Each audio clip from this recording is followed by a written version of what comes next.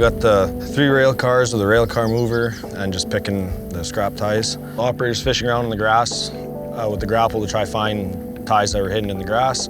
He kind of lost track of what he was doing and what was above him. He went to swing back into the car, and that's when he contacted the line. It broke. It fell onto the rail car and started a fire.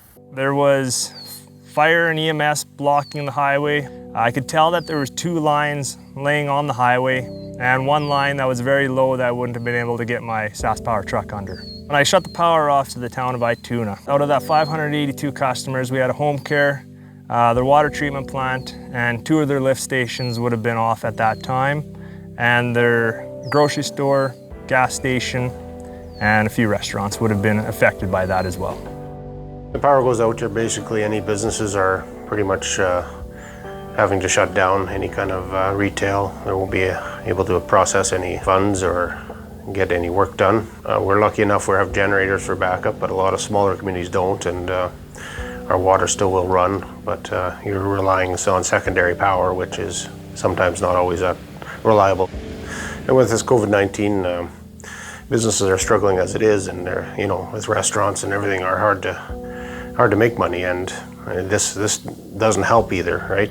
The fire department was able to contain it, and SaskPower was able to come out and put their service back in. The railroad could have had millions of dollars tied up in freight that we're sitting in the way of.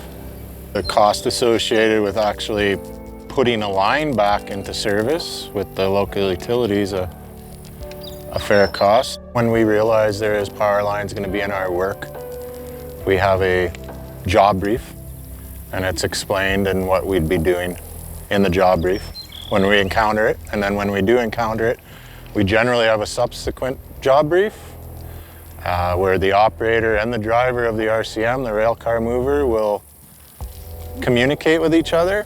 I think there was a bit of a breakdown on that. The absolute worst thing that could have happened, which thank God it didn't, is there could have been 2 fatalities. I have seen or known people that have been burnt or killed by overhead power lines. This scene could have been no different. More in-depth job briefs, more in-depth subsequent job briefs. When we do come up to a wire, we're stopping, and we're both having a face-to-face. Now we've got stickers saying like look up, just little reminders in the cab for everybody. So if you do come in contact with a line, stay in your vehicle, contact SaskPower. We will make the area safe for you when we arrive on scene, for that you or your crew is able to exit your vehicle safely.